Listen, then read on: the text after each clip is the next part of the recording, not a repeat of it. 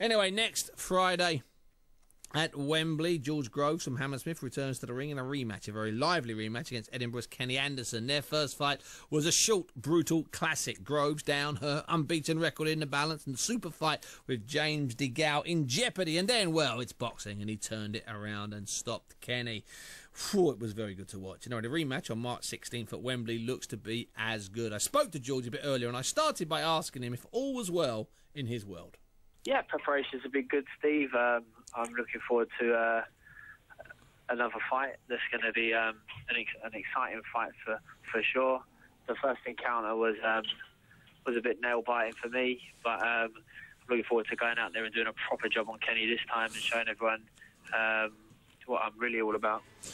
Of course, the fight that Kenny wants is you to go out and have a fight like he did the last time. Surely that's not something that you and Adam Booth have been working on. Well, it didn't work for Kenny last time. No, it didn't. I went to fight him. So. Exactly. But then he says that's because he only had you, whatever it was, 3 hours notice or whatever it was. I know, it's terrible. What he's failed to realise is that once he agreed to fight Steve, then I got the phone call to say you're fighting Kenny Anderson. So technically, he had more notice than I did. Yeah, okay, we were both preparing for fights in and around that region. He had a fight scheduled, a British title eliminator, was sparring with Cole Frutch. Yeah. I was scheduled to fight as a defence of the Commonwealth title a few weeks before. Yeah. Fell through. So, I've restrained from excuses because I evidently won the fight. But well, you didn't make any excuses. You just went in. You had a terrific fight. You got stunned. You got caught, and then you did him. It's as simple as that. You didn't make excuses. Yeah. And I've watched the fight back, Stephen. It's a great fight. It's a learning fight for me. I let myself get into a situation that I shouldn't have. I made wrong choices, and then because of that, became very anxious and ended up burning up a tremendous amount of energy when I didn't necessarily need to. But so far, that was one round of bad boxing where I got put down and I got up, got through the round. Probably started the fourth round, a bit sluggish as well. But then after that, it was one-way traffic again, and ended up stopping him on his feet in the sixth round when the referee jumped in to save him. So. It's gonna be a great fight, Steve. I mean, I'm really looking forward to getting in there and showing everyone how much I've improved, what I can do to Kenny when I've had sufficient time preparation-wise to prepare for him personally. And he's going to say exactly the same thing, and he should do. He's with an ambitious coach who wants to prove himself, himself, and Kenny himself. I think I'm one of the only fighters he's boxed, who is a good fighter with a winning record, and then he can't short. So no doubt he's out to try and prove that he is a good fighter and he's worthy of his mandatory position. Yes. But, I feel that he's strong. He likes to walk forward. He's very aggressive, and that's pretty much Kenny Anderson. There's not that much else to him. And seeing as last time those tactics didn't work for him, I think. Him not being able to beat me at my worst is going to be a major problem for him next week. And so he's certainly aggressive. There was we tried to get you together 6 weeks ago. He wouldn't have it. I never actually asked you, George. Would you have sat with him if he'd have agreed? Oh, without a shadow of a doubt. The reason he didn't want to do that is because, one, he wanted to try and keep calm, which was an instruction that he later said was from his trainer.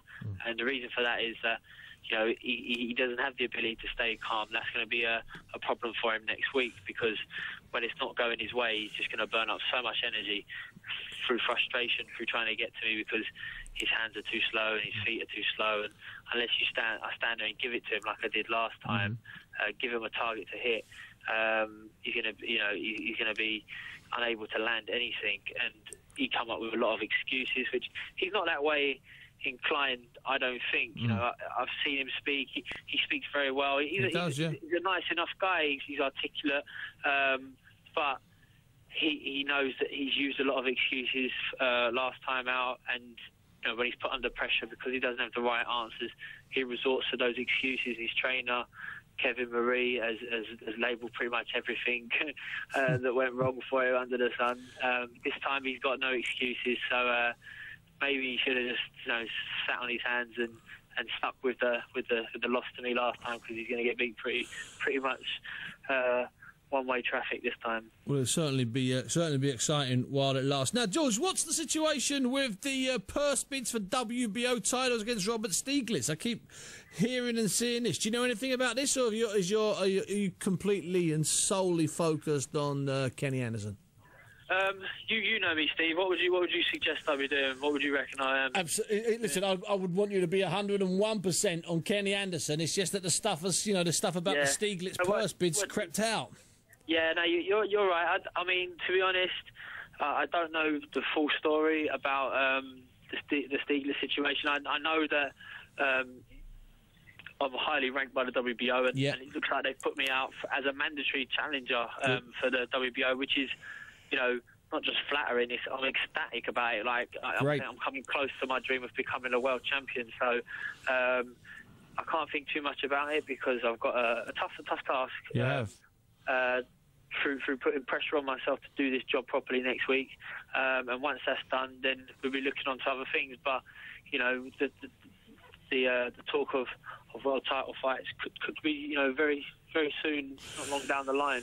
Good. What we'll do then, George, is you and I will get together again on the telephone on the 23rd of March. How about that? 5 or 6 days after the Anderson fight, and we'll look at the Stieglitz fight by then. How about that? Is that a deal? Sounds great to me. Sounds great, Steve. Listen, George, enjoy your weekend and your last few days, and I'll see you at ringside on the 16th at Wembley for your fight against Kenny Anderson. Thanks, George. Thank you. All the best, Steve. George Groves there being a bit cagey about his WBO super-middleweight title fight against Robert Stieglitz. I think the purse bids have got to be in next week, and I'm assuming a deal will be done between Sauerland, who promotes Stieglitz, Callie Sauerland, friend of mine, and Frank Warren, who at the moment is promotes George Groves. That'd be a fun fight.